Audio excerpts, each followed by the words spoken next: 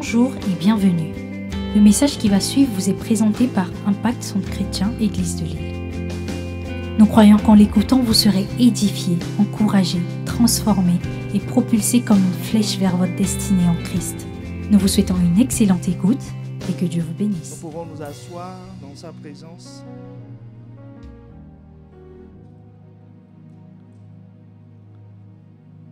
Ce matin, nous allons atterrir sur nos 4 étapes. En fait, nous allons aborder la 4e étape. La 4e étape, donc la première étape pour bâtir une foi inébranlable, pour dominer. Nous avions vu la première chose, c'est que je dois faire une rencontre personnelle avec la parole de Christ. Pas une rencontre par procuration, une rencontre personnelle avec une seule parole, la parole de Christ. Vous savez, la foi de Dieu naît de la parole de Christ. Parce qu'on peut avoir foi en beaucoup de choses. Est-ce que tu me suis? La foi peut être basée sur beaucoup de choses. Par exemple, tu as foi en ton frein, le frein de ta voiture. C'est pour ça que tu roules à 130 à l'heure. Quand tu vois le péage, tu attends et au dernier moment, tu appuies. Est-ce que quelqu'un me suit? Tu as foi. Tu as foi. Si tu sais que ton frein ne fonctionnera pas, déjà à 2 km, tu arrêtes tout. Et tu commences à... Tu as foi en Air France. Quand tu rentres dans l'avion, tu ne demandes pas qui est le pilote. Tu ne demandes pas s'il a son diplôme. Tu ne demandes rien. Tu t'assois, on te dit d'attacher ta ceinture. Au lieu de libérer ta ceinture pour qu'au cas où tu sortes rapidement, tu fais tellement confiance que tu attaches même ta ceinture. Et l'avion décolle. Et une fois que ça a décollé, sauve qui peut. Est-ce que quelqu'un me suit? Tu fais confiance tous les jours. Tu fais confiance. Tu donnes rendez-vous à des gens. Tu dis, à 8h30, je serai chez toi. Pourquoi? Tu as fait confiance. Tu crois que tu peux te réveiller déjà pour commencer. Que quelqu'un me dise Amen. Parce que si tu ne te réveilles pas, tu n'iras pas au rendez-vous. Donc tu dis, voilà, je fais confiance que comme je respire là, je respirerai demain. Ce qui n'est pas une très bonne assurance. C'est la grâce de Dieu qui te fait réveiller demain matin. Donc, tu prends ta voiture. Si tu n'as pas de voiture, tu fais confiance à Transpol. Que le métro va... C'est Transpol ou pas? Il est viable. Bon, je vais réactualiser mes données. Voilà. Donc, tu fais confiance. Tu rentres dans le métro pour ton entretien d'embauche. Est-ce que quelqu'un me suit? Si tu rates ça, il y a un problème. Mais tu fais confiance au métro. Donc, nous avons la foi. Mais maintenant, une chose est d'avoir la foi, une autre est d'avoir la foi de Dieu. Et la foi de Dieu est basée sur la parole de Christ. Ce n'est pas basé sur une motivation, ce n'est pas basé sur l'organisation de l'État français, ce n'est pas basé sur notre municipalité, ce n'est pas basé sur mes capacités, c'est basé sur ce que Dieu dit. Donc, si ma conviction n'est pas venue de ce que Dieu a dit, je n'ai pas la foi de Dieu. Est-ce que quelqu'un me suit? Je n'ai pas la foi de Dieu. Donc, cette foi ne sera pas stable. Donc, d'abord, je dois rencontrer la parole de Christ. Nous avions vu les caractéristiques de la parole de Christ. Que quelqu'un me dise Amen. Deuxième étape, tu dois avoir la révélation de cette parole. C'est-à-dire, tu dois savoir à quoi elle correspond. Quelle est sa réalité spirituelle? Révélation veut dire révéler, veut dire mettre à nu ce qui est caché. Qu'est-ce qui est derrière cette parole? Tu dois comprendre que Christ, ce n'est pas son prénom. Christ, ce n'est pas son nom de famille. Christ, c'est ce qu'il est, c'est-à-dire le sauveur du monde. Qu'il est venu sauver. Il n'est pas venu pourvoir aux besoins. Il n'est pas venu te donner à manger. Tout ça, ça fait partie de l'ensemble. Mais le salut, c'est pour que tu puisses habiter avec Dieu. Est-ce que quelqu'un me suit? Que tu puisses être réconcilié avec Dieu. Dieu a tant aimé le monde, Jean 3,16, qu'il a donné son Fils unique, afin que quiconque croit en lui ait de grosses voitures. Afin que quiconque croit en lui ait un beau mariage. Que quiconque croit en lui ait de nombreux enfants. Que quiconque croit en lui ait un bon travail. Alors c'est quoi alors? Il est venu pourquoi? Afin que quiconque croit en lui ait la vie éternelle. Donc c'est pour ça qu'il est venu. Est-ce que quelqu'un me suit? Il n'est pas venu répondre à des besoins ou faire des activités intellectuelles comme les pharisiens. Vous vous rappelez des groupes. Donc maintenant, quand j'ai cette révélation qu'il est venu pour que j'aie la vie éternelle, ça veut dire la vie en abondance. Ça veut dire la vie Zoé. Ça veut dire la vie qui est en Dieu. Il est venu me communiquer la vie qui est en Dieu. C'est-à-dire ce qui fait vivre Dieu, ce qui fait mouvoir Dieu. Christ est venu pour que tu aies cela. C'est ça son objectif. C'est pour ça qu'il est mort. Et c'est pour ça qu'il est ressuscité. C'est pour ça qu'il y a un lien entre cette vie-là et la parole de Christ. Jean 6, 63, Jésus dit quoi? Les paroles que je vous ai dites sont esprit et vie. Sont esprit et vie. Donc, Christ est venu pour nous communiquer cette vie-là. Troisième étape. Que quelqu'un dise maintenant, Dieu a fini sa part. Il a donné la parole qui produit la foi. La foi de Dieu, hein? Pas la foi en Ilévia ou la foi en quoi que ce soit. La foi de Dieu est basée sur la parole de Dieu.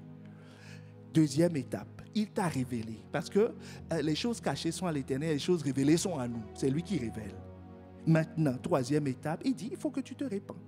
C'est-à-dire que tu alignes ton système de pensée sur ce que Dieu dit. Puisque tu as vu. Maintenant, tu dois t'aligner. Tu sais, tu suis exactement le même processus concernant les autres fois. Est-ce qu'on peut retourner un peu en arrière? Concernant les autres fois. Tu as lu le prospectus d'Ilévia. Est-ce que c'est intuitif? Quand tu arrives à Lille, tu sais qu'il y a Ilévia, il y a le métro qui passe, tout est... Tu ne sais pas? Il faut qu'on te donne cette connaissance. Comment on t'a donné la connaissance? Que le métro va passer à 8h05. Maintenant, tu as le choix entre marcher, te lever tôt pour marcher, faire les 5 km dont tu as besoin pour atteindre ton rendez-vous, ou tu changes ton programme, oui ou non? Ah, tu t'es repenti, tu as changé de système de pensée. Tu t'es dit, non, avant je marchais, maintenant je prends le métro. Est-ce que quelqu'un me suit? Maintenant, je prends le métro. Donc, tu dois changer ton système de pensée. Sinon, tu marcheras, le métro va te dépasser comme ça. Est-ce que quelqu'un me suit? Donc, tu dois, quel que soit le type de foi, il y a l'étape repentance. Tu dois prendre une décision en toi-même. Est-ce que c'est le maire de la ville qui est venu te voir en disant, dorénavant, tu prendras le métro? Non, c'est en toi-même. Est-ce que quelqu'un me suit? C'est en toi-même que tu as pris la décision. Que dorénavant, je vais me conformer à cette nouvelle révélation que m'a communiqué le prospectus ou l'affiche que j'ai vue. Donc, quand Dieu nous révèle, il te dit, prends une décision. Avec la nouvelle connaissance que tu as, prends une décision. Et c'est là où les hommes commencent à dire, non, j'arrive pas. J'arrive pas. C'est trop difficile. Mon gars, dis à ton voisin, prends une décision. Dis-lui, ne m'embrouille pas. Quand il s'agit des choses que tu aimes, tu sais prendre des décisions. Voilà. Quand tu vois là-bas, prends la décision. Et ça se prend où? Rentre en toi-même. Parce que quand tu ne rentres pas en toi-même, les décisions ne sont pas fermes. C'est pour ça que la vie de quelqu'un fait aujourd'hui. Il dit non, aujourd'hui, là, j'ai décidé. Hein. Quand tu vois son visage, toi-même, tu sais que c'est une décision très superficielle. C'est-à-dire, c'est au-dessus de son crâne. C'est même pas rentré dans la moitié du cerveau. Est-ce que quelqu'un me suit? C'est juste sur le front, voilà, j'ai décidé. Mais quand la décision vient de l'intérieur, quand tu rentres en toi-même, tu deviens inarrêtable. Et nous avions dit qu'une chose est de décider, une autre est de faire. Est-ce qu'on est ensemble? Une chose est de décider, une autre est de faire.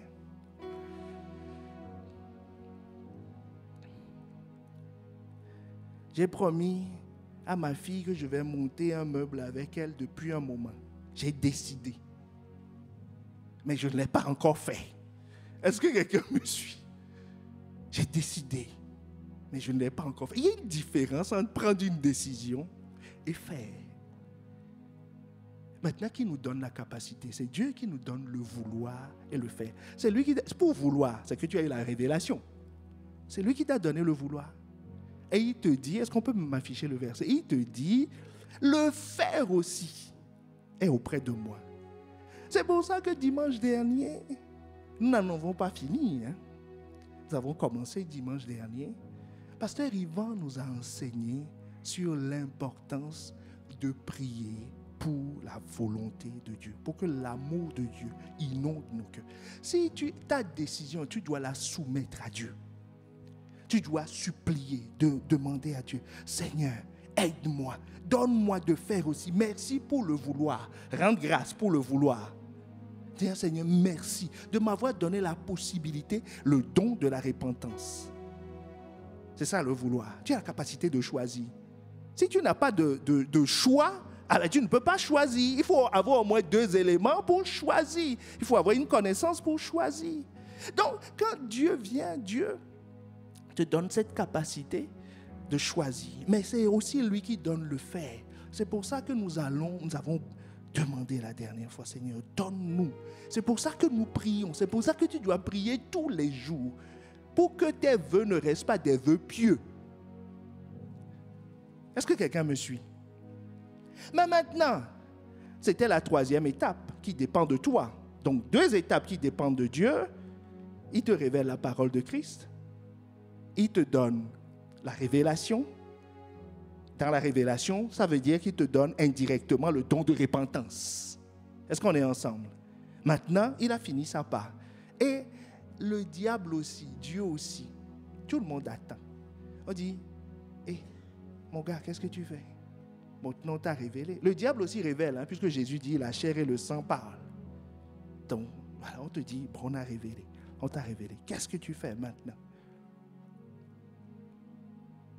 Si tu as fait ton choix, au fond de toi, au-dedans de toi, il va se produire une chose qui est la 4e étape. C'est que la foi parle. L'étape 3 est au-dedans de toi. Mais l'étape 4 sera extérieure. Maintenant, on va voir. Tu vas parler. Tu vas déclarer. Parce que de l'abondance du cœur, la bouche parle. La décision qui est prise dans le cœur s'exprime. Quand tu entends quelqu'un, tu sais la décision qu'il a prise. Est-ce qu'on est ensemble? Romains 10, le verset 9. Romains 10, verset 9. Si tu confesses de ta bouche le Seigneur Jésus, et si tu crois dans ton cœur que Dieu l'a ressuscité d'entre les morts, tu seras sauvé. Vous voyez, il y a 2 choses. Hein? Tu crois dans ton cœur, tu confesses de ta bouche, tu seras sauvé. Donc, Jean 3,16 s'accomplit comment? Quand tu crois dans ton cœur et quand tu dis de ta bouche, tu seras sauvé. Le salut sera complet. Quel est le lien avec la foi? Éphésiens 2, le verset 8. Car c'est par la grâce que vous êtes sauvés, par le moyen de la foi. C'est ça, non? Par le moyen de la foi, tu es sauvé. Et il te dit, cela ne vient pas de vous, c'est le don de Dieu. C'est par le moyen de la foi que je suis sauvé. Est-ce que tu peux répéter après moi que c'est par le moyen de la foi que je suis ou je peux être sauvé selon ton cas? C'est par le moyen de la foi. Et maintenant, Romains 10, 9 te dit comment cette foi se manifeste de façon pratique. Elle se manifeste d'une part par la confession de la bouche et par ce qui se passe dans ton cœur. Ce qui se passe dans ton cœur et ce qui sort de ta bouche. Tu sais, c'est sur la base de tes déclarations que tu seras jugé. Juste ou non. Matthieu 12, 37. C'est par tes paroles que tu seras justifié. Et c'est par tes paroles que tu seras condamné. La vie et la mort sont au pouvoir de la langue.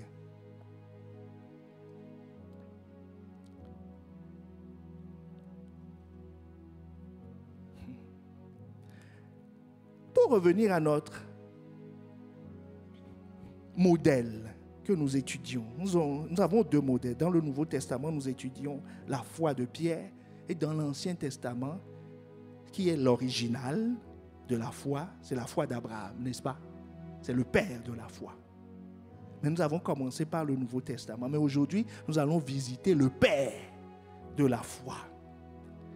L'apôtre Pierre, pour parler de l'apôtre Pierre, est-ce que vous croyez que quelques instants avant que Jésus ne pose la question, avant qu'il ne dise que tu es le Christ, le Fils du Dieu vivant, est-ce qu'il ne croyait pas dans son cœur ce qu'il allait dire? Que Christ, que cet homme-là, c'est le Christ. Il le croit.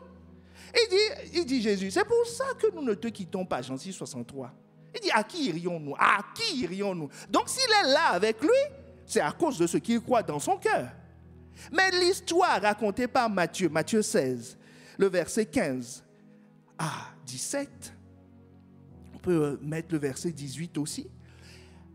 Jésus a attesté sa foi, il est rentré dans cette dimension que nous connaissons, c'est-à-dire tu es Pierre, sur cette pierre je bâtirai mon église. Il est rentré dans cette dimension après une déclaration. Au verset 15, Jésus leur pose une question. Que dites-vous que je suis? Tu sais maintenant que Jésus lit dans les cœurs. Est-ce que quelqu'un me suit? Jésus lit dans les cœurs. C'est ce que nous avions vu dans Jean 2. Qu'il ne validait pas la foi de certains parce qu'ils ont dit, mais il a vu dans leur cœur. Est-ce que tu me suis? Ils ont dit, Jésus, nous croyons en toi. Mais Jésus a vu dans leur cœur que ce qu'ils disent là, ce n'est pas ce qu'ils pensent. Ce n'est pas ce qui est en eux. Donc Jésus ne leur faisait pas confiance. Jésus a fait confiance à la femme samaritaine quand il s'est rendu compte que ce qu'elle a dans le cœur correspond à ce qu'elle dit. Est-ce que tu me suis? Jésus lui a fait confiance. Donc là, Jésus pose la question aux disciples. Il a déjà vu leur cœur. Jésus est en train d'appliquer Romains 19. Et il a vu dans leur cœur que ces garçons avec lui, que les 12 sont attachés à lui. Mais maintenant, il leur dit, et vous, que dites-vous? Avant de leur poser la question, ils ont rapporté ce que les autres ont dit. Ils ont dit, certains disent que tu es Élie. D'autres disent que, bien-aimé, c'est ta confession qui va compter. Pas ce que le pasteur a dit. Pas ce que le prophète a dit. Ta foi tu ne seras pas jugé en fonction de ce qu'on t'a dit. Si pasteur Yvan libère une parole, elle doit devenir ta parole. Tu seras jugé en fonction de ta parole. Les disciples ont commencé par raconter que oui, les uns ont dit, comme les chrétiens disent, pasteur Karambiri a dit, pasteur Yvan a dit, il a déclaré durant les 21 jours, pasteur Oli a dit, il m'a dit, la Bible a dit. La Bible dit, ok, moi j'assume ce que j'ai dit, c'est moi qui l'ai dit. Pasteur Yvan dit, j'assume ce que j'ai dit. Moi aussi, j'assume ce que j'ai déclaré de la part du Seigneur. Est-ce que quelqu'un me suit? Mais toi, que dis-tu? Que dis-tu? Que dis-tu? Tu seras jugé sur la base de ta parole. Ce qui sort de ta bouche. Que dis-tu? Donc Jésus leur pose la question. Il dit, vous parlez beaucoup, vous rapportez, oui, j'ai compris. Les uns ont dit, les autres ont dit, d'accord. Mais vous, que dites-vous? C'est là où Pierre dit, Pierre répondit, mais tu es le Christ, le Fils du Dieu vivant. Jésus, reprenant la parole, lui dit, tu es heureux, Simon, fils de Jonas, car ce ne sont pas la chair et le sang qui t'ont révélé cela, mais c'est mon Père qui est dans les cieux. Tu dois dire, la foi te fait dire ce que Dieu dit. Si tu as la foi de Dieu, tu dis ce que Dieu dit. Tu t'appropries cette parole. La quatrième étape, avant que Pierre ne rentre dans la dimension de l'homme de foi, c'est qu'il a dit ce que Dieu a dit. Ce qu'il a dans le cœur qui est conforme à ce que Dieu a dit. Tu dois pas, la foi parle comme Dieu parle. Est-ce qu'on est ensemble? La foi parle comme Dieu parle. Autrement dit, quand tu rencontres la parole de Christ, quand tu as la révélation, quand tu as la révélation, Dieu te dit indirectement ce que tu dois dire. Puisqu'il doit mettre sa parole dans ta bouche, puisqu'à la quatrième étape, tu dois dire. Est-ce que quelqu'un me suit? Ça veut dire qu'il te communique au fur et à mesure des paroles. La foi, quand tu vois, quand tu rencontres la parole de Christ, quand tu as une révélation, elle te donne automatiquement ce que tu dois dire. Elle ne te fait pas que voir. Elle met des paroles dans ta bouche. Des paroles dans ta bouche. Des paroles dans ta bouche. Des paroles dans ta bouche. Prenons l'exemple de notre père dans la foi, Abraham. Abraham, à l'époque, il s'appelait Abram. Nous allons remonter au début de son histoire, quand il avait le nom Abram. Genèse 17, le verset 1. Genèse 17, le verset 1. Lorsque Abram fut âgé de 99 ans, l'Éternel apparut à Abram et lui dit, « Je suis le Dieu Tout-Puissant. Marche devant ma face et sois intègre. » 99 ans. Dieu lui apparaît et lui dit, « Je suis le Dieu Tout-Puissant. » Ça, ce n'est pas une révélation, ça? Abraham est là et il a une révélation, la révélation de Dieu. Dieu vient à lui. Dieu lui dit, écoute, Abraham, je suis le Dieu Tout-Puissant. Marche devant ma face. Maintenant, Dieu va lui révéler son projet. Verset 2.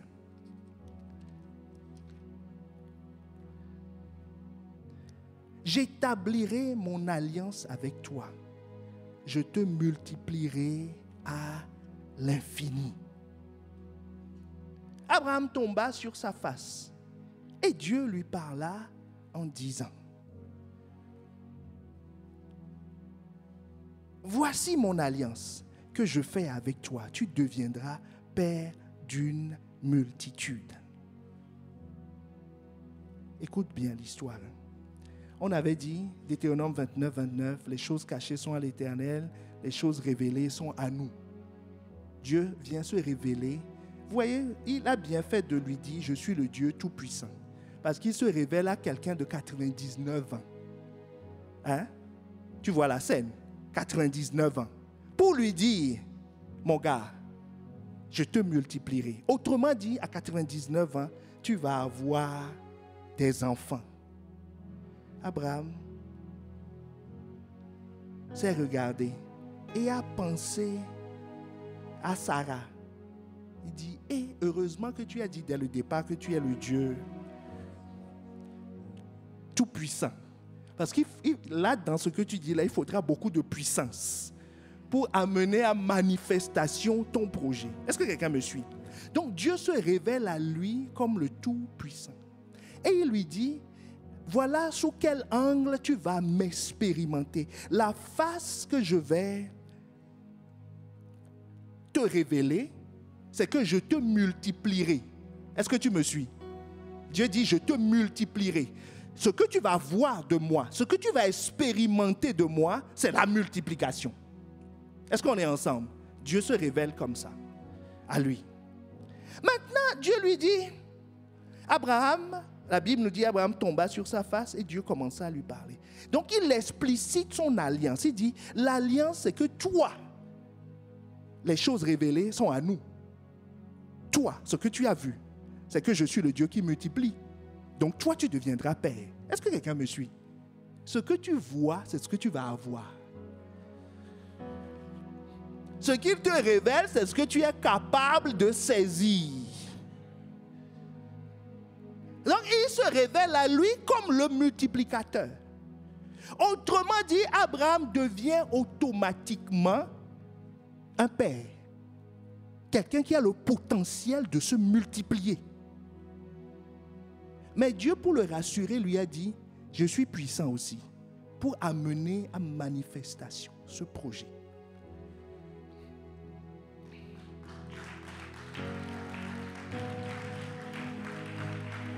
Donc, il a rencontré la parole. Est-ce que tu me suis? Il a eu la révélation. Maintenant, il faut qu'il change, qu'il se conforme à ce qu'il a entendu. Dieu va l'aider. Dieu lui dit, tu deviendras, verset 4, père d'une multitude. On ne t'appellera plus Abraham, mais tu seras Abraham. Car je te rends père d'une multitude de nations. Je te rendrai fécond à l'infini. Je ferai de toi des nations et des rois sortiront de toi. Dieu dit quoi? Il dit,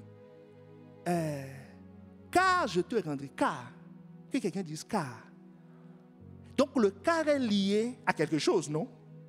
Le car est lié à quoi? Ce qui précède. Il dit, on ne t'appellera plus Abraham, mais ton nom sera Abraham. Car. Donc, la façon dont on va t'appeler va déterminer ce que tu seras.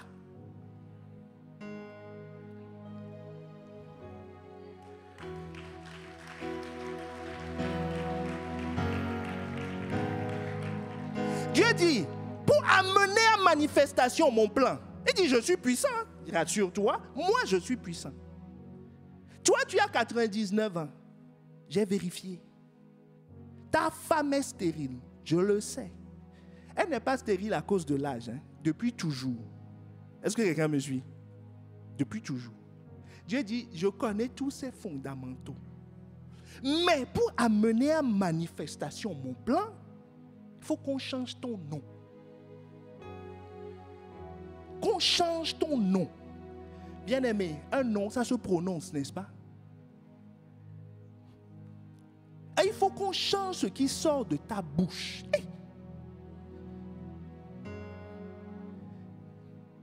Il faut qu'on t'appelle.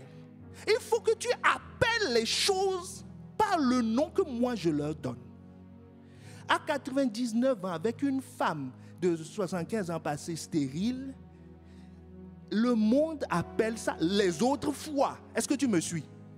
Les autres fois appellent ça une impossibilité médicale, une impossibilité tout court. C'est-à-dire, c'est même pas la peine de prendre rendez-vous. Est-ce que quelqu'un me suit? C'est même pas la peine.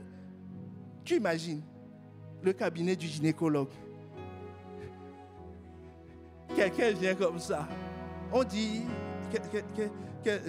qu'est-ce qu'il y a? Est-ce que c'est une descente d'organes ou quelque chose comme ça? Puis, elle dit, docteur, je veux avoir un enfant. Le médecin va décrocher son téléphone et appeler la psychiatrie pour dire, venez chercher quelqu'un dans mon cabinet qui vient avec un bâton et qui dit, qu'elle veut avoir un enfant. Et à 99 ans, on dit, papy, c'est l'âge. Ils sont avec l'âge, il est devenu. Est-ce qu'on est ensemble? Donc, Dieu commence à appeler, tu sais, quand ce que tu as vu te montre ce que Dieu veut faire. Et cette chose, elle existe. Là, avoir des enfants, ça existe, vrai ou faux? Dans le monde réel, il faut l'appeler par son nom. Et Dieu lui dit, on va l'appeler par son nom. Tu ne peux pas être père de multitudes et qu'on ne t'appelle pas père de multitudes. Il faut appeler. Bien-aimé, la foi, la Bible nous dit que par la foi, nous triomphons. N'est-ce pas? Donc par la foi, tu dois appeler les choses. Tu dois appeler péché, péché, si tu veux triompher du péché. Si tu lui donnes un autre nom, tu ne triompheras pas. Tu ne triompheras pas. Il va dominer. Dieu est venu voir à Caïn pour lui dire, mon petit, le péché se couche à ta porte. Ses désirs sont portés vers toi. Si Caïn, comme ça a été le cas, il ne l'a pas appelé péché ni mauvais désir, le péché est rentré, l'a dominé. Mais si tu l'appelles par son nom, l'armée d'Israël a appelé Goliath géant. Pendant 40 jours. David est venu. David l'a appelé incirconcis. David a déclaré à son sujet que je vais te couper la tête aujourd'hui. Il a dit, tous ceux qui étaient là, qui répétaient non, il est grand, il est haut de taille, il a une grosse lance. On dit, il a 6 doigts, ils ont compté ses doigts. Ils ont tout fait. Tous ceux qui décrivaient ça, ils étaient... Pendant 40 jours, le petit est venu. Il dit, mais celui-là, il ressemble à l'ours, c'est pour ça qu'il l'appelle incirconcis. Pourquoi? C'est comme ça qu'il le voit. Parce qu'il ne peut pas appeler géant. Quand tu vois Dieu, il dit j'ai connu Dieu. Il dit j'ai connu Dieu, j'ai la révélation. Il m'a aidé à terrasser l'ours, à déchirer le lion. Moi petit comme ça, il dit roi Saül. Moi petit comme ça, Dieu m'a aidé à déchirer l'ours. Donc, si tu as vu Dieu, tu ne peux pas appeler Goliath géant.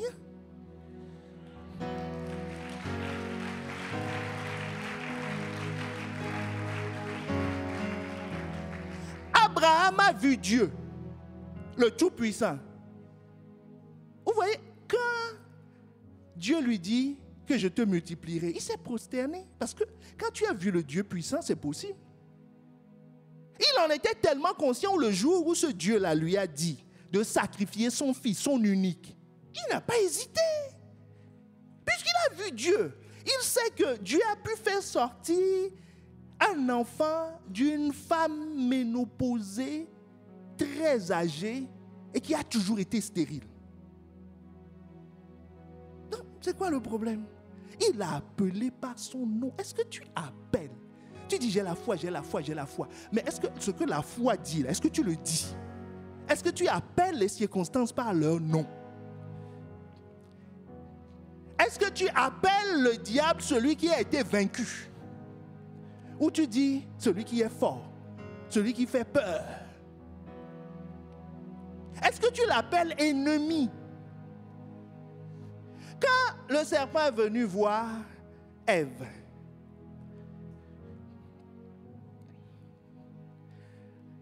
elle ne l'a pas appelé ennemi.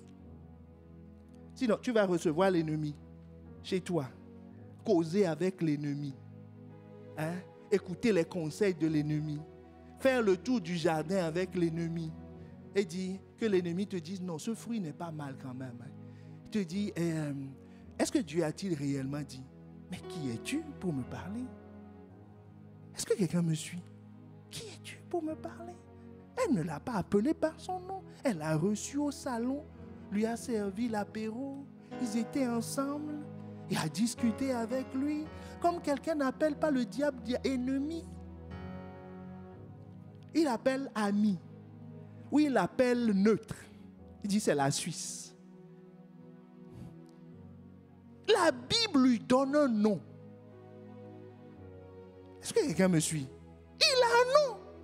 Appelle-le par son nom.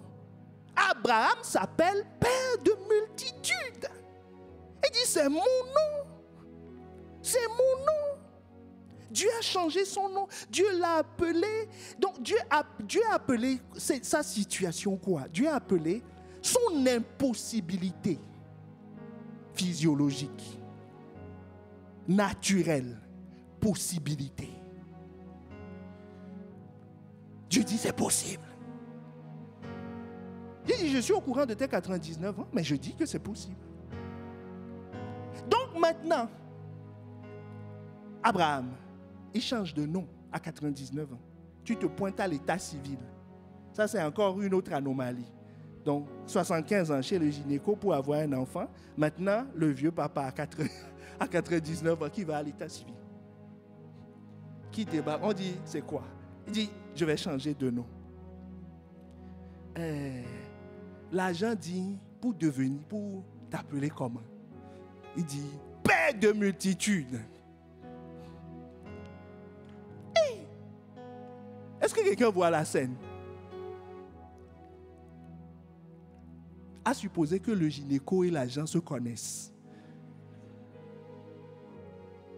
Que c'est la femme, l'agent c'est la femme du gynéco. Ils se sont appelés pour dire, moi j'ai un monsieur devant moi. Elle appelle chérie, j'ai un monsieur devant moi, à 99 ans, qui veut s'appeler père de multitudes.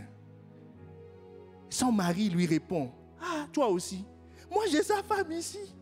Elle aussi dit, je vais enfanter à 75 ans. Vous savez, pourquoi beaucoup n'appellent pas les choses par leur nom? Le ridicule. Le ridicule. Il ne veut pas être ridiculisé. Il veut préserver son honneur, sa dignité. Sa dignité. Donc, pourquoi les gens ne veulent pas parler? Beaucoup veulent croire dans le cœur. Est-ce que tu connais quelqu'un qui veut croire dans le cœur? Il dit tout le temps, non, tout est dans le cœur. Tout est dans le cœur. Parce que quand tu te mets à parler, tu t'exposes. Tu affiches au monde ce qu'il y a dans ton cœur. Tu t'exposes au ridicule. C'est pour ça qu'il dit non, moi je suis chrétien, mais c'est dans le cœur. Tout est dans le cœur. Dit, ceux qui s'expriment là, à l'extérieur comme ça, là, c'est comme s'ils n'étaient pas bien élevés. Tu vois, le fait même d'être bien élevé, c'est de tout garder dans le cœur. Si tu confesses de ta bouche et si tu crois dans ton cœur, tu seras sauvé.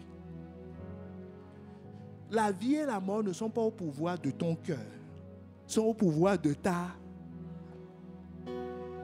Tu dois déclarer. Donc Dieu a changé, a appelé la situation d'Abraham possibilité. Deuxième chose qu'il a faite, il lui a donné un nom. Ah, ça c'est très important. Tu sais, chaque fois que Dieu se révèle, son nom est caché dans sa révélation. Exode 33, le verset 18 à 19. Et nous allons voir les implications du nom. Exode 33, le verset 18. Moïse demande. Moïse dit. Exode 33, le verset 18. Moïse dit, fais-moi voir ta gloire. Que quelqu'un dise, fais-moi voir ta gloire.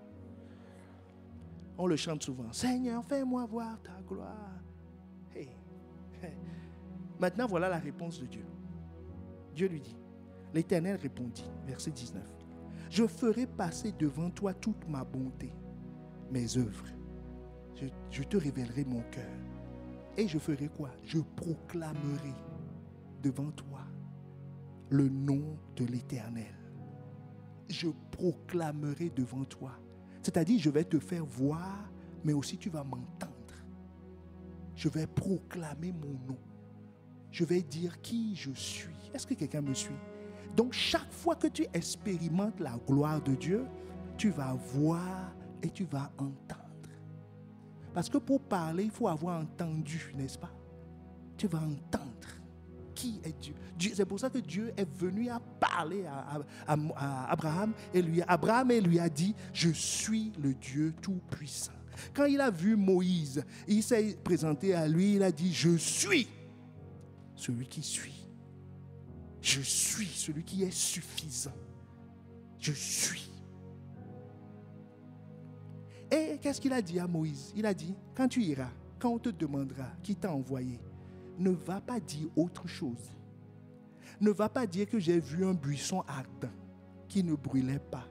Il a dit, dis, je viens de la part de je suis. Donc quand tu vas voir les circonstances, ce que tu vas dire, c'est ce que tu auras entendu. Est-ce que quelqu'un me suit? C'est ça que tu dois dire, pas autre chose. Maintenant, ce que Abraham a entendu, Genèse 17, c'est quoi?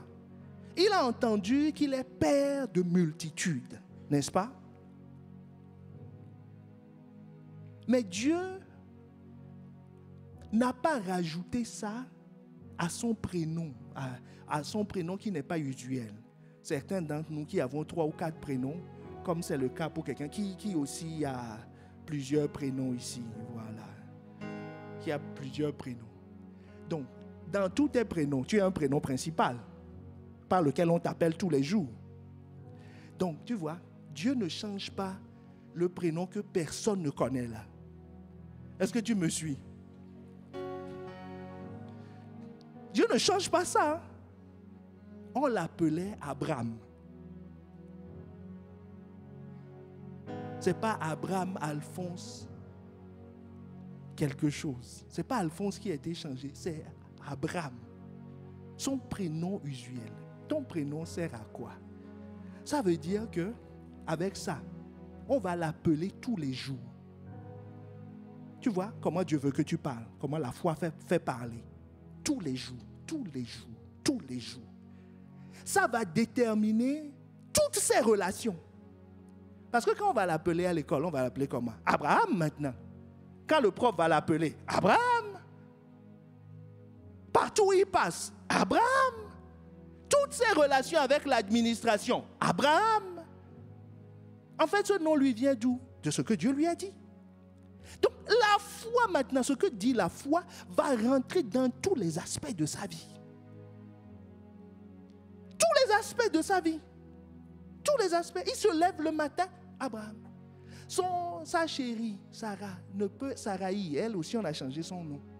Elle ne s'appellera plus Saraï, elle s'appellera Sarah. Est-ce que tu me suis?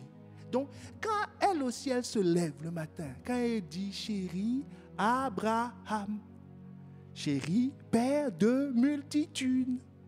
Ses ouvriers vont l'appeler comment? Monsieur Abraham. Monsieur père de multitudes. Est-ce que quelqu'un voit là? Donc, tous les jours, dans toutes les conversations, dans tout ce qui concerne sa vie, son état civil devient ce que Dieu a dit.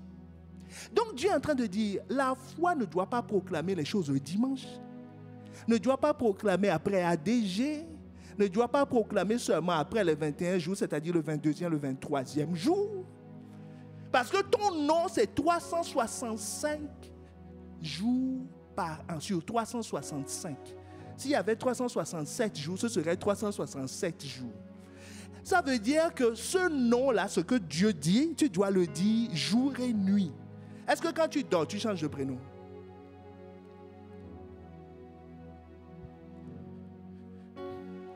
Demande à ton voisin, dis-lui, moi je ne sais pas, mais moi je ne change pas de prénom la nuit.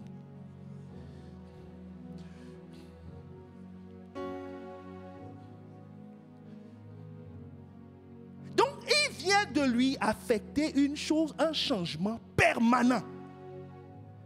Quand tu te lèves la nuit, comme ça, tu dois dire quoi? Abraham. Abraham, ce que Dieu a dit.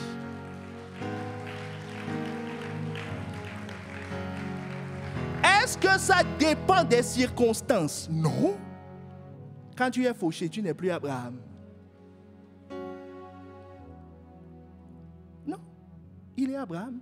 En hiver, Abraham. En été, Abraham. À la piscine, Abraham. Au sport, Abraham. Couché, Abraham. Avec les brebis, Abraham. Partout où il passe, père de multitudes.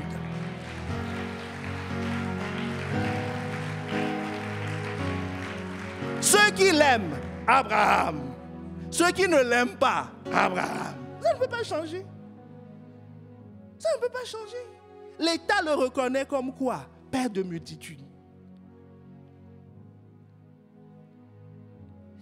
La foi, en la proclamant, vient s'attacher à ton identité. Elle te définit. Parce que c'est ce que tu dis. C'est ce que tu proclames. En tout temps, c'est ce que Dieu veut. Il est attaqué par les ennemis. On a attaqué qui? Abraham. Il se défend en tant que qui? Père de multitudes. C'est tout. C'est tout. Mais toi, que dis-tu? Ce que Dieu a dit, c'est selon les circonstances. Quand il fait beau, dit non, Dieu est fort. Alléluia. Alléluia. On dit, il faut nous trouver un chant sur, voilà, j'écrase la tête de l'ennemi. Ça, c'est à l'église. J'écrase. Voilà, toutes sortes de choses. Mais ce n'est pas permanent. Est-ce que quelqu'un me suit? C'est le 3e, 4e prénom anecdotique que personne ne connaît là. Et qu'on n'écrit jamais. On écrit juste l'initiale, point. Que tu veux changer? Dieu dit non.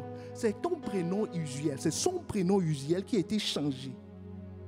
De telle sorte que Père de multitude soit attaché à sa vie pour appeler à l'existence les choses qui n'existent pas. Dieu dit c'est comme ça que je fais. J'appelle à l'existence les choses qui ne sont pas. Et mieux encore, ce que la foi dit va au-delà des temps. 1 Corinthiens 15, verset 19. Au-delà des temps. Si c'est dans cette vie seulement que nous espérons, c'est une espérance, n'est-ce pas? Si c'est seulement dans cette vie que nous espérons, nous sommes les plus malheureux de tous les hommes. Abraham espérait, la Bible nous dit dans Romains 4, je pense, 4, verset 18. Espérant contre toute espérance, il crut, en sorte qu'il devint père d'un grand nombre de nations, selon ce qui lui avait été dit. Telle sera ta postérité. Tu imagines le ridicule quand tu dis les choses. On dit, Monsieur Abraham, Monsieur Abraham, devenu Abraham. Tu imagines le ridicule des gens. Certains vont l'appeler Abraham, devenu Abraham. Dis, Abraham, oh pardon, Abraham. On dit, et ta femme, ça va? Tu vois la moquerie. La moquerie. Et quand on l'appelle Abraham, il ne répond pas. Quand tu l'appelles Abraham, il dit oui.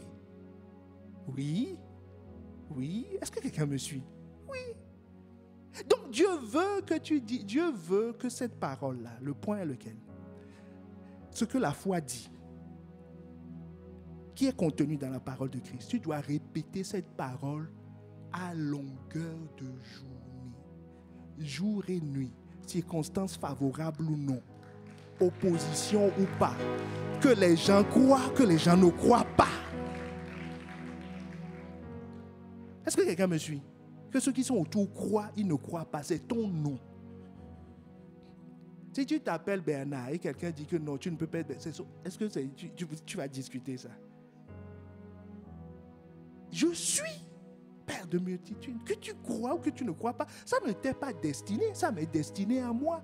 Parce que la vie, ma vie et ma mort sont au pouvoir de ma langue, pas de ta langue.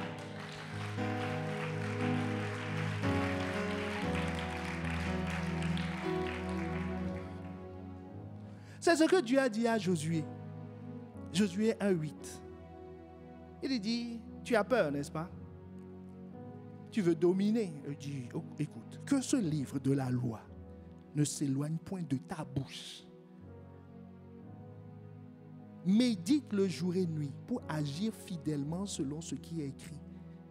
Car c'est alors que tu auras du succès dans tes entreprises. C'est alors que tu réussiras. Est-ce qu'on est ensemble?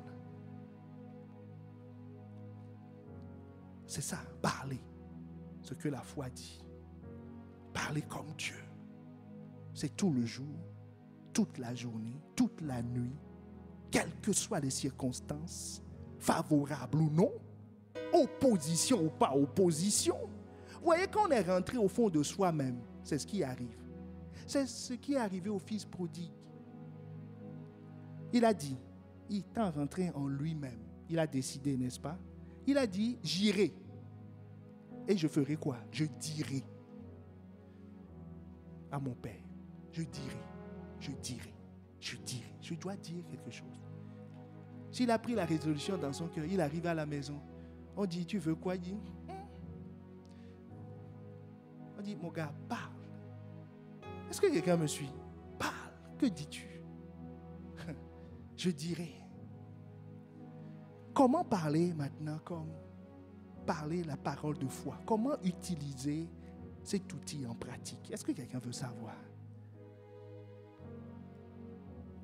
Tu vas parler dans la prière. On voit 3 façons de parler. Le langage de la foi, par la prière. Toutes tes demandes à Dieu doivent être basées sur la foi. Sinon, c'est irrecevable. Tu dois dire ce que Dieu dit à Dieu. Il n'entend que ça. Jacques 1, le verset 5 à 7. Toute prière doit être basée sur la foi. Si quelqu'un d'entre vous manque de sagesse, qu'il la demande à Dieu qui donne à tous simplement et sans reproche, et elle lui sera donnée. Mais qu'il la demande avec foi, que quelqu'un dise qu'il la demande avec foi, sans douter. Car celui qui doute est semblable au flot de la mer agité par le vent et poussé d'un côté et d'autre. Verset 7, qu'on l'affiche en grand. Qu'un tel homme ne s'imagine pas, tu vois non? Dans son cœur, qui ne s'imagine pas, qui ne rêve pas, hein, qui n'est pas, parce que s'il le pense, ce serait un délire. Est-ce que quelqu'un me suit? Qui ne délire pas, qui ne s'imagine pas, qu'il recevra quelque chose de Dieu. Est-ce qu'on est ensemble? S'il ne vient pas avec foi, s'il ne dit pas ce que la foi dit, ce n'est pas la peine. Il dit, ce n'est pas la peine qu'il demande. Quoi que ce soit. C'est pour ça que Jésus nous dit dans Jean 15, le verset 7, si vous demeurez en moi et que mes paroles demeurent en vous, demandez ce que vous voudrez. Est-ce que quelqu'un me suit? Dans la révélation, Dieu te dit ce que tu dois dire. C'est pour ça que Jésus, en venant, quand on lui a demandé, enseigne-nous à prier, il dit, dites, lorsque vous priez, notre Père qui es aux cieux, que ton nom soit sanctifié. Après, il a dit, que ta volonté soit faite. Ce que tu dis, ce que tu veux là, qu'elle soit faite sur la terre, qu'elle soit faite dans ma vie. Donc, dans la prière, je dois proclamer ce que Dieu veut.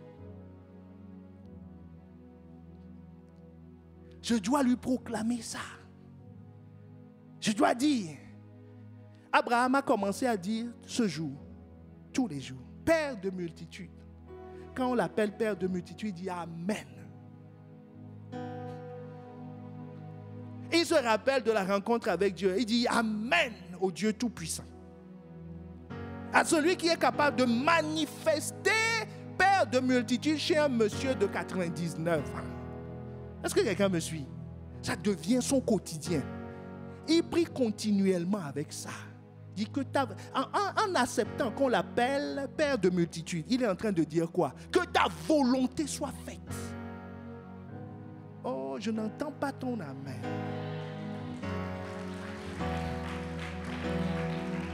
Donc tu ne vas plus aller prier pour tes petits besoins, puisqu'on a dit au début qu'il n'est pas venu pour que tu aies que tes besoins. Il est venu pour que tu aies la vie éternelle. Donc quand tu commences à prier, c'est pour que la vie éternelle vienne. Maintenant que la vie éternelle vienne, se manifeste dans ta famille, se manifeste dans tes finances, se manifeste dans tes relations, se manifeste. Tu n'es pas en train de demander une chose, tu es en train de demander la vie éternelle. la manifestation de la vie éternelle.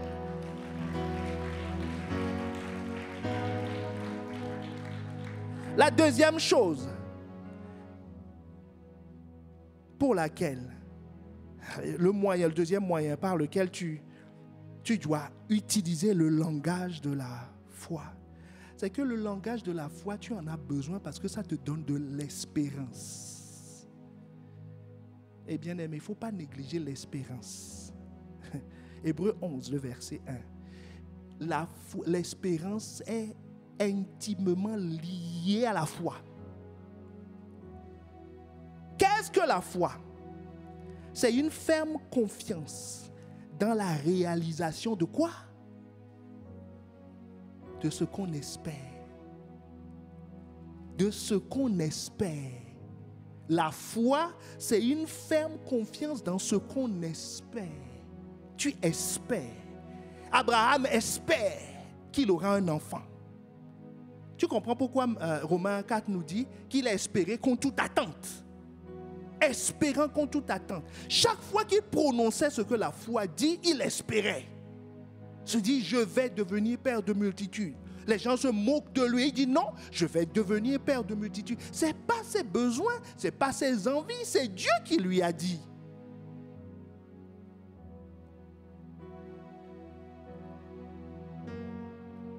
L'espérance a gardé l'âme. Suis-moi attentivement. L'espérance a pour but de garder ton âme. Ce n'est pas pour Dieu. Donc, première utilisation, tu parles à Dieu, n'est-ce pas? Pour que lui, il amène à manifestation ses plans. Tu lui rappelles ce qu'il a dit. Mais maintenant, en même temps que tu rappelles ça, tu parles à ton âme. Et ce point, beaucoup le négligent. Tu parles à ton âme. Donc, tous les jours, alors qu'avant, Abraham se disait, je n'aurai plus d'enfants, puisqu'il a commencé une campagne de recrutement pour prendre un de ses esclaves comme héritier. Est-ce que tu me suis? Donc, c'est que tout espoir est perdu. Mais là, tout à coup, l'espoir renaît. Donc, quand tu parles la parole de celui qui marche comme ça, je peux te dire qu'il ne parle pas ce que Dieu dit. Il ne dit pas ce que Dieu dit. Parce que ces paroles donnent de l'espérance. Regarde. Abraham a espéré contre toute attente. Romains 4, le verset 18. Maintenant, va dans Lamentation 3, le verset 21 à 22. Ce point est très important. L'espérance vient de ce que tu dis. C'est l'arme anti-dépression. C'est l'arme anti-abattement. C'est la clé pour taper, pour puiser dans la joie du Seigneur. Si tu puises dans la joie du Seigneur, ça va te donner la force du Seigneur. La joie du Seigneur sera votre force. Abraham se levait tous les matins, se rasait comme Abraham. Père de multitudes. Père de multitudes. Et la Bible nous dit dans Lamentation 3, verset 21, « Voici ce que je veux repasser dans mon cœur. Ce qui me donnera de l'espérance. » Ce qui me donnera de l'espérance. Donc pour avoir de l'espérance, c'est un choix. Si tu dis que c'est fini pour moi, il n'y a pas de salut, ma situation est désespérée, elle sera désespérée. Et ça se verra sur ton visage sera abattu. Et tout en toi sera abattu. Est-ce que quelqu'un me suit? Mais Abraham, lui, il a choisi de repasser dans son cœur une seule chose. Il a dit, en faisant ça, ça me donne de l'espérance. Quelqu'un, sa vie de prière s'est arrêtée. Pourquoi? Parce qu'il n'a pas d'espérance. Pourquoi tu vas continuer à demander ce que tu ne crois pas que ça va arriver? Soyons sérieux, il faut aller chercher une autre solution puisque celle-là ne marchera pas. Oui. Donc, quand il est boosté un peu, après 3 jours de jeûne, il prie. Christ est le sauveur du monde. Mais 2 jours après, comme il ne repasse pas la parole, ça fait longtemps qu'il n'a pas lu la Bible. C'est quand il vient à l'église qu'il lit la Bible. ce que Dieu lui a déjà dit la dernière fois, enfin, il ne retient rien. Il passe de nouvelles révélations en autre révélation en oubliant la précédente. Comment tu vas repasser? Si tu repasses, ça veut dire que la chose t'appartient. Est-ce que tu me suis? Ça veut dire que tu es parti avec à la maison. Tu ne vas pas venir ici te tenir devant le portail et repasser. Non, ça veut dire que tu es parti avec. Ça veut dire que c'est quelque chose que tu as gardé dans le cœur. Pour que ça rentre dans ton cœur, ça veut dire quoi? Tu l'as accepté. Parce que les choses ne... Comme disait Pasteur Christian dimanche dernier, Jésus est un gentleman, il ne saute pas dans le cœur des gens. Il dit quoi? Je frappe. Celui qui m'ouvre, j'entrerai chez lui. Si tu ne m'ouvres pas, il va dire, pardon monsieur, je continue. Ma route, il va aller frapper chez le voisin. Lui, il ne fait que ça. Est-ce que quelqu'un me suit? Donc ça veut dire que j'ai accepté cette parole. Pas intellectuellement, pas dans mes émotions, parce que tes émotions changent. Je l'ai accepté au-dedans de moi. Abraham a accepté ça au-dedans de lui. Un monsieur de 99 ans ne peut pas prendre ça avec des émotions, se ridiculiser dans le village en disant que je suis père de multitudes. Sa femme va lui dire, arrête ça. On a suffisamment de problèmes, n'en rajoute pas. Ça veut dire que c'est une décision qu'il a prise au fond de lui. Il a décidé, contre toute attente, que ce que Dieu dit est la vérité. Que ma réalité n'est pas la vérité. La vérité, c'est ce que Dieu dit. Et je vais expérimenter la vérité. Et je serai affranchi de ma réalité.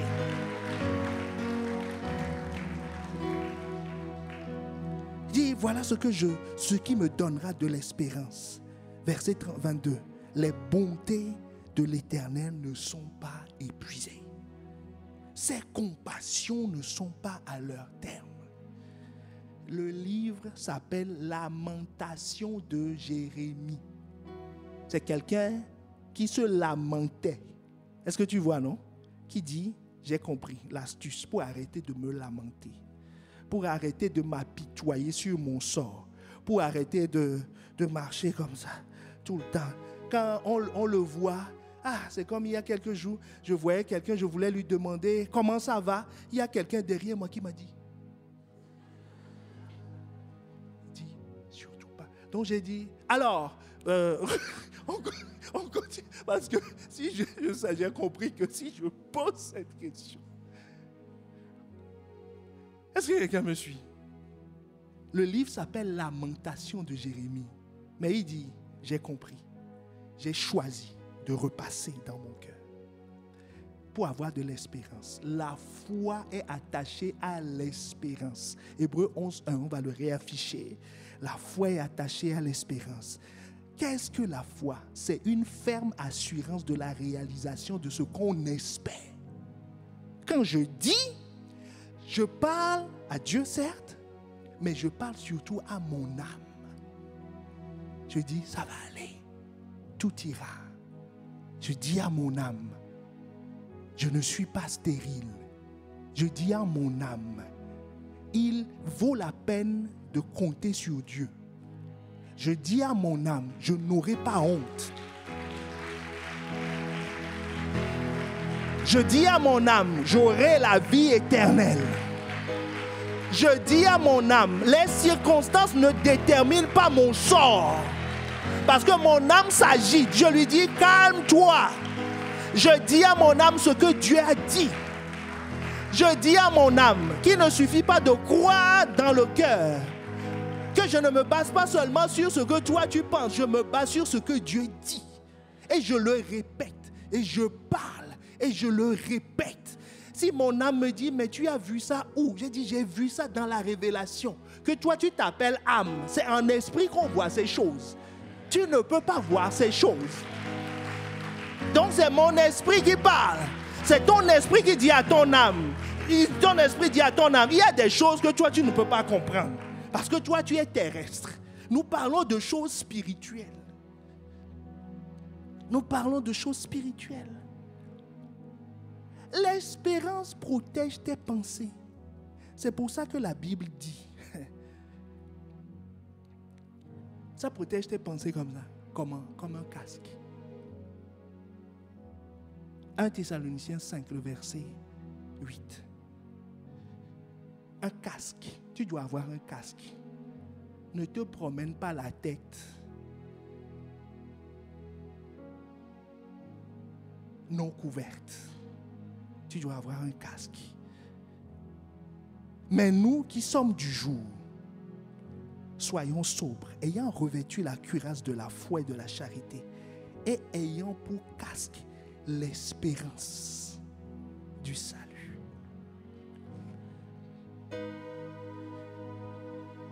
Tu dois mettre un casque. C'est-à-dire ce que Dieu a dit. Dès que Abraham est sorti de là, il a pris son casque. Ton casque protège quoi? Tes pensées. Il dit, je n'admettrai plus aucune autre pensée interférer avec ma tête. Ma tête est protégée. Mon système de pensée est protégé. Quelles que soient les autres pensées qui viennent, quand tu as le casque, ça va ricocher comme ça et partir. Et dit, plus personne ne peut rentrer. On ne peut pas me dire autre chose que ce que Dieu a dit.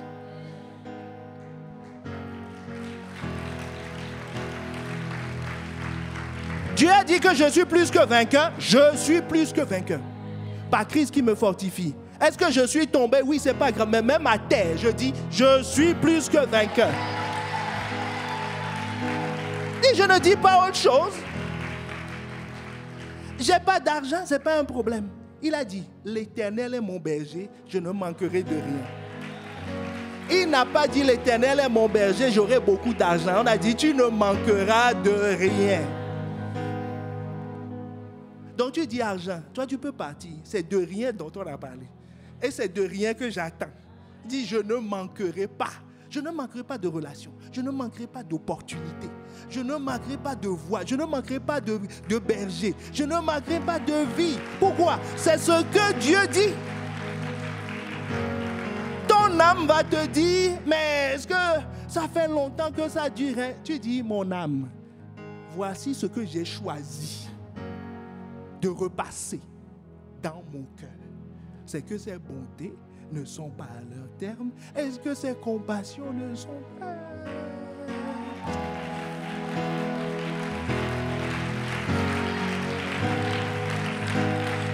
Abraham a mis le casque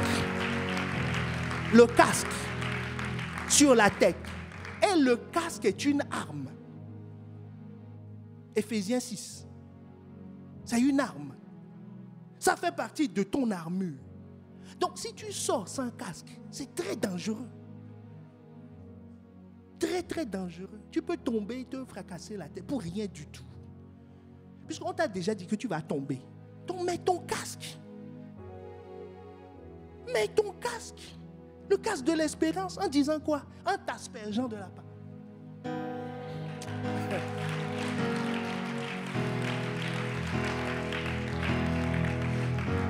Et tu dois protéger ton casque, c'est-à-dire l'attacher à toi, parce qu'on peut t'arracher le casque.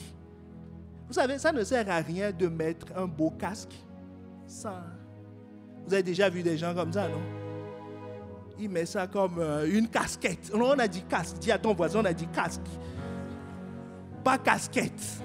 C'est pas pour le style. Voilà. Quand on va en guerre, on court des fois. On saute par terre des fois. On se relève des fois.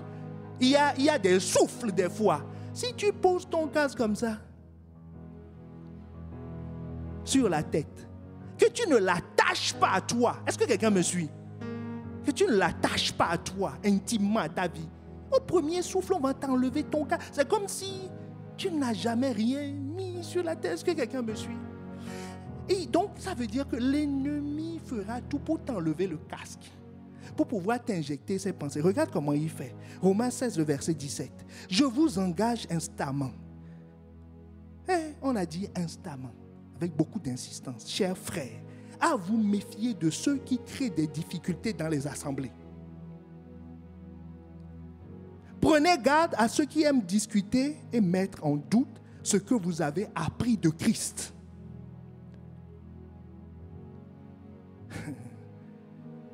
En s'écartant de l'enseignement reçu, ils sèment la division et des querelles sur leur chemin. Conseil, évitez-les. Éloignez-vous d'eux. Donc quand tu marches, quand tu marches avec la parole, est-ce que quelqu'un me suit? Quand tu vois quelqu'un qui joue contre la parole, tu l'évites. Tu l'évites.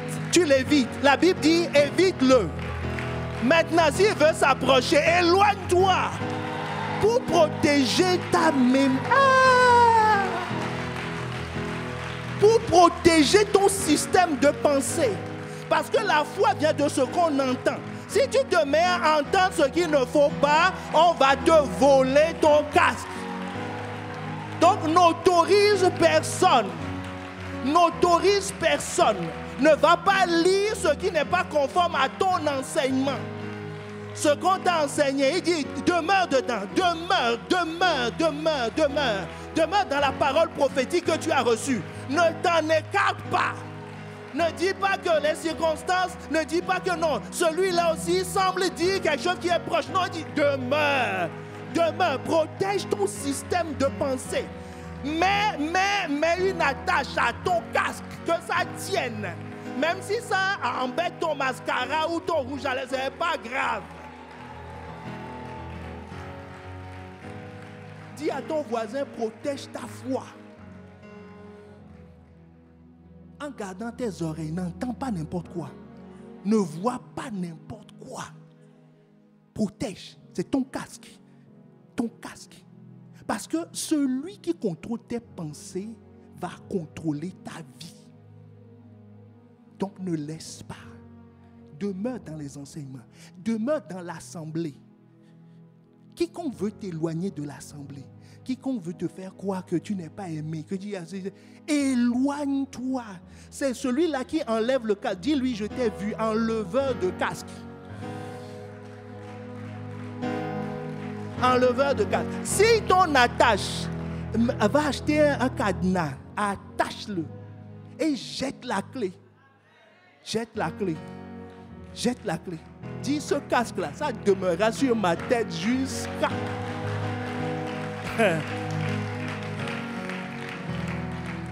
Donc, première chose, première destination de ta proclamation, Dieu. Deuxième destination, toi-même. Et comme tu es avec toi-même tous les jours, et c'est avec toi que tu parles le plus, tu sais que tu es ton meilleur ami. Tu dors avec toi, tu te lèves avec toi, tu parles avec toi. Tu es tout le temps avec toi.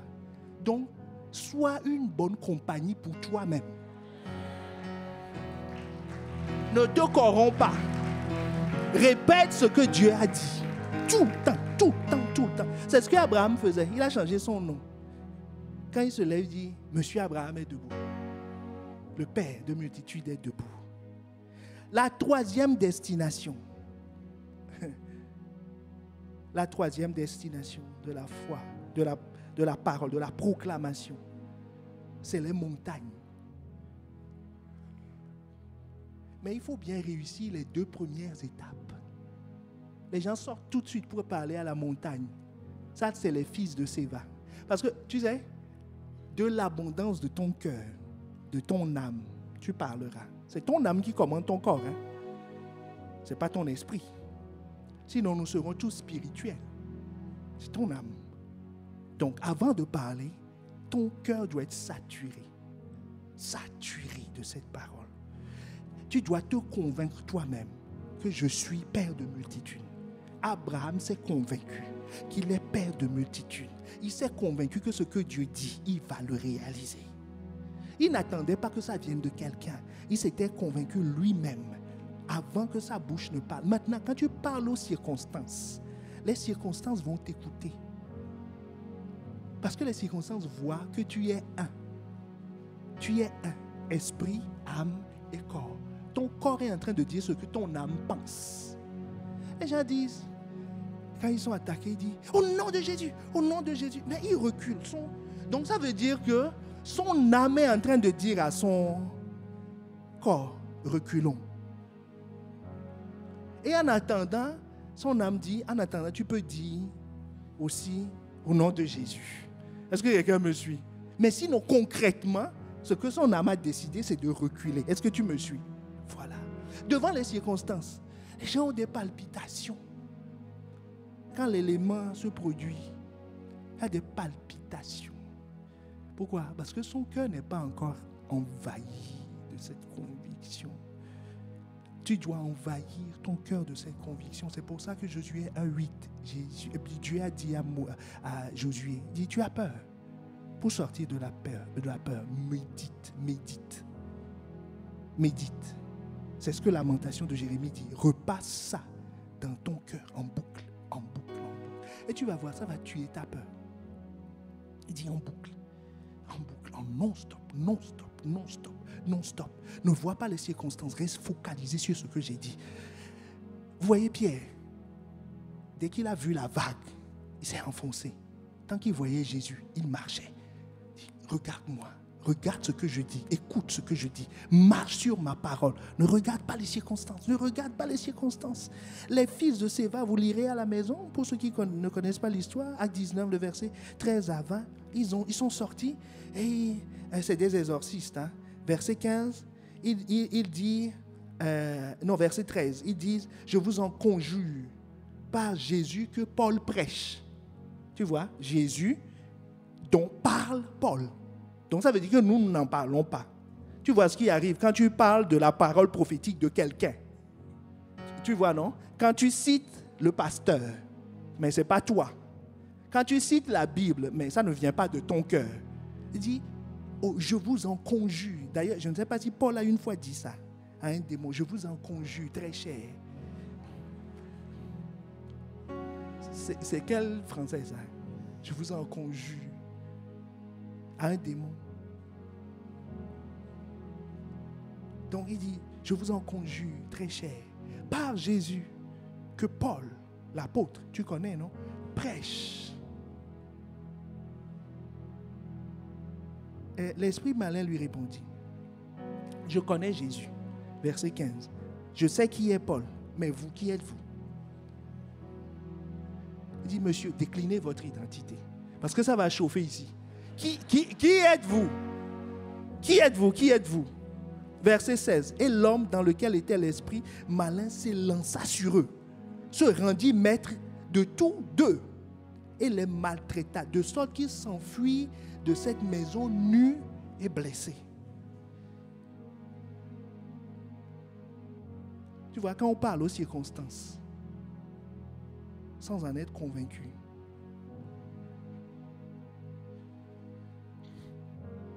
ils sont partis déclarer, non, maintenant, moi, je suis en Christ. Moi, je vais me marier en Christ. Dit, non, moi, je suis enfant de Dieu. Sa mère lui a proposé quelqu'un. Et elle a dit non. Puis après, il va ramener quelque chose de la même nature. Comment tu vas être crédible? Est-ce que quelqu'un me suit?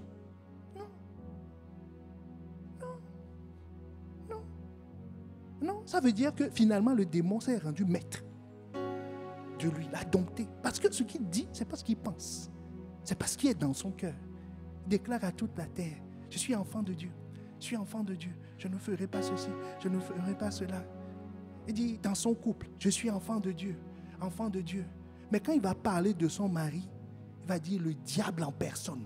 Ou quand il va parler de sa femme, il dit, ça c'est la diablesse. Tu vois, en chair et en os. C'est l'individu qui est là. Alors que Dieu ne l'appelle pas ainsi. Est-ce que quelqu'un me suit? Dieu ne l'appelle pas ainsi. Appelle les choses par leur nom spirituel. Et Jésus dit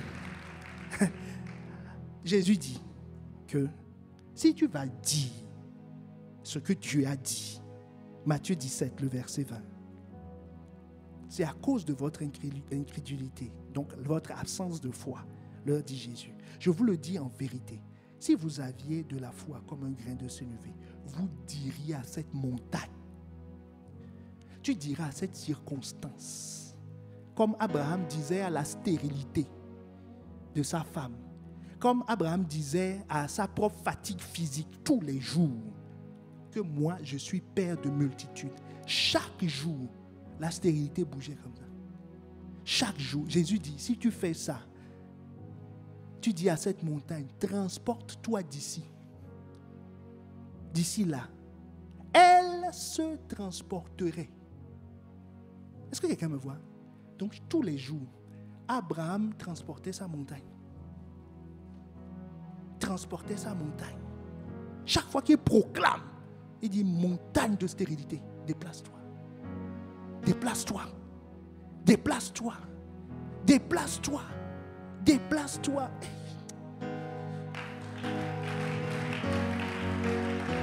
Déplace-toi. Parce que tes paroles basées sur la motivation n'ont aucun effet.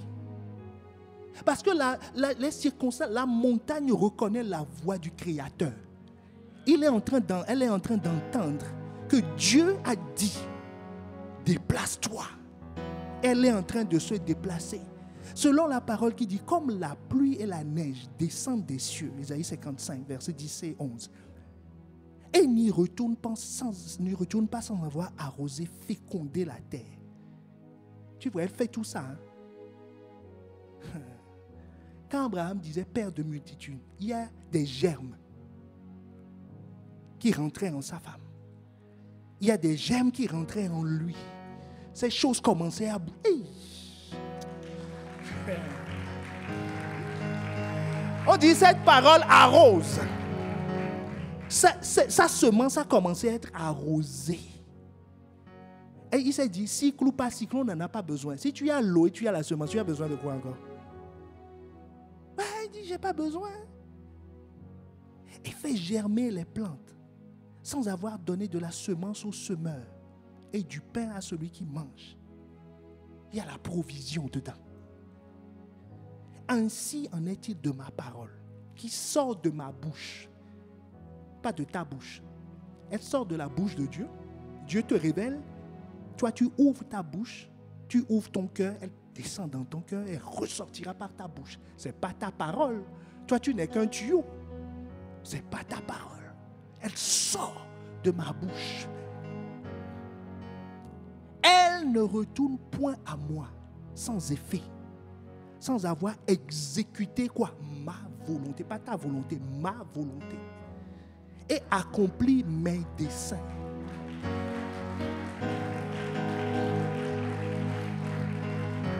Quand cette parole est sortie d'Abraham,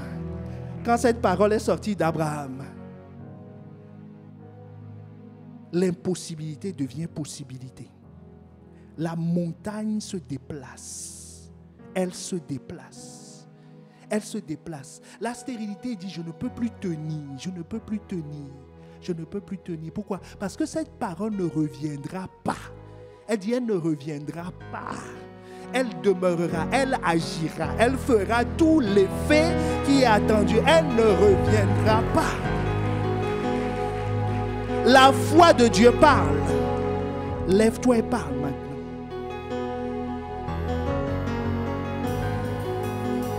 La foi de Dieu parle. La foi de Dieu parle, elle dit ce que Dieu dit. Elle dit ce que Dieu dit. Elle dit ce que Dieu dit.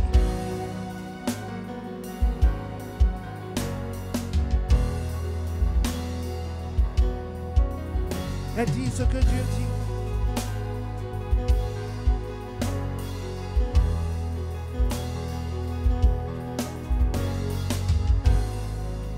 Alors qu'est-ce qu'il t'a dit? Qu'est-ce que Dieu t'a révélé? Alors exprime à quelqu'un. Dieu lui a révélé que je peux te sauver. Tu as dit, je crois dans mon cœur. Mais il a dit, il faut que tu dises la même chose que moi. Romains 19. Si tu confesses de ta bouche, le Seigneur Jésus, et si tu crois dans ton cœur, il a dit, il y a deux conditions. Ne dis pas simplement, j'ai cru dans mon cœur. Non, il faut que tu confesses de ta bouche. Alors si tu es ici, tu as déjà cru dans ton cœur, tu as accepté cette parole, c'est ce que toi tu as entendu.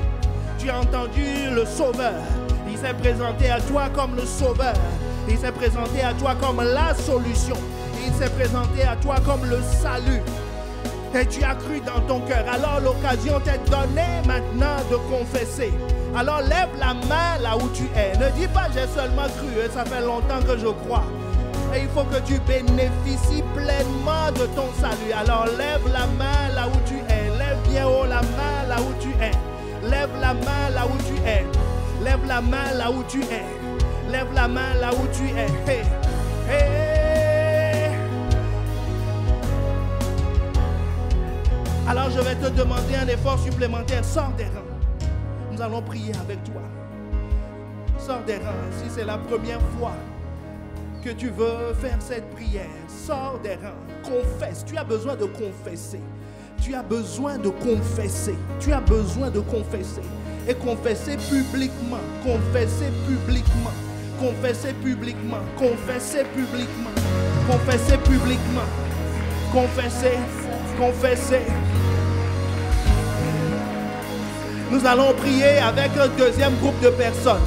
Toi, tu as cru dans ton cœur. Mais parce que tu ne confessais pas, tu ne disais pas ce que Dieu dit.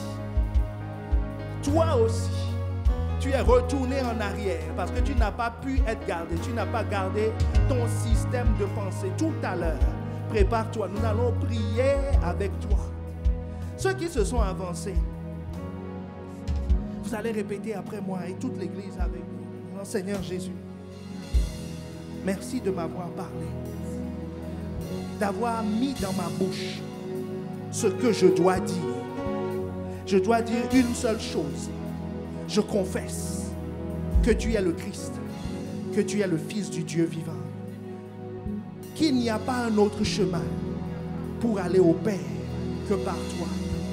Je crois que tu es mort, que tu es ressuscité pour me donner la vie éternelle. Et je reçois cette vie. Voilà ce que je confesse. Alors je déclare que sur la base de ta parole, je suis sauvé. Parce que j'ai cru dans mon cœur. Et j'ai dit ce que tu m'as dit de dire. Dans le nom de Jésus. Accepte-moi. Tu as dit dans ta parole aussi que nul ne les ravira de ma main. Donc je sais que personne ne peut me ravir de tes mains à partir d'aujourd'hui. Dans le nom de Jésus. Dans le nom de Jésus. Accueille-moi dans la famille que tu as prévue pour moi. Dans le nom de Jésus. J'ai prié. Amen. Et toute l'assemblée étend les mains vers eux. Nous étendons les mains vers eux et nous les recommandons à la grâce de Dieu. C'est ce que la parole nous dit de dire. Nous les recommandons. Nous les recommandons. Nous les recommandons. Disons, Seigneur, prends soin d'eux. Seigneur, touche leur cœur. Que leur repentance soit complète. Qu'elle soit complétée par le baptême, qui est le signe évident, le signe palpable du changement de vie. Dans le nom de Jésus, conduis-les vers des eaux paisibles. Restaure leur âme à cause de ton nom, à cause de ton nom révélé. Dans le nom de Jésus. Amen, amen, amen. Est-ce que la famille peut les saluer, les accueillir? Les accueillir. Les accueillir, je veux avoir ce privilège aussi.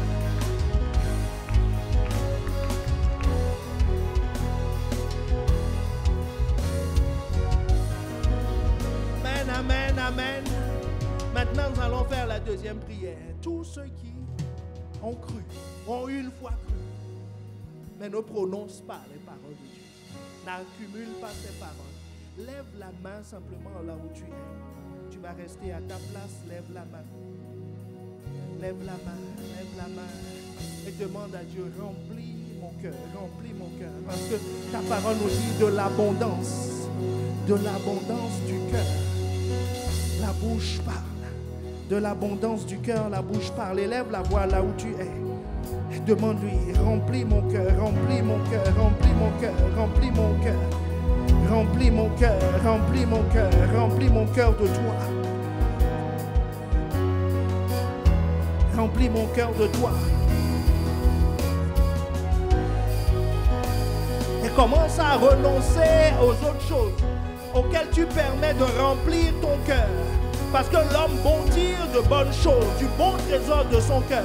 Et le méchant tire de mauvaises choses de son bon trésor. Car de l'abondance du cœur, la bouche parle. De l'abondance du cœur, la bouche parle. Ce que ta bouche dit, c'est ce qui remplit ton cœur. Alors demande à Dieu, renonce à tes mauvais trésors, aux mauvaises choses, aux mauvaises relations. Toi qui n'as pas préservé ton casque, qui n'as pas gardé ton casque, qui n'as pas veillé sur tes pensées, qui a entendu toutes sortes de choses, qui t'ont défocalisé, toutes sortes de fréquentations qui t'ont défocalisé et qui font que de ta bouche sort des choses que Dieu n'a jamais dit. Oh, oh, élève la voix, élève la voix, élève la voix. Élève la voix, élève la voix, élève la voix.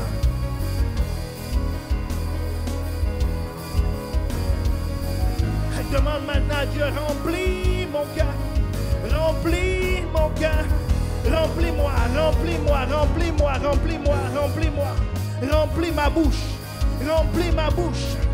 Je veux être humble pour me laisser remplir, parce que ce qui remplit mon cœur va déterminer ce qui sortira de mon cœur.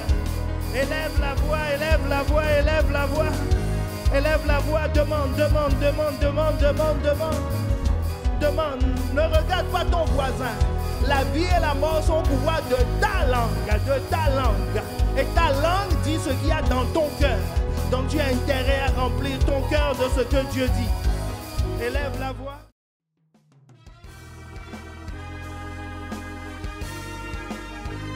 Nous espérons vivement que vous avez été édifiés par ce message. Pour en savoir plus sur notre Église, rendez-vous sur notre page Facebook Impact Centre Chrétien-Campus Lille ou téléphonez-nous au 33 7 83 88 23 16. À très bientôt et que Dieu vous bénisse.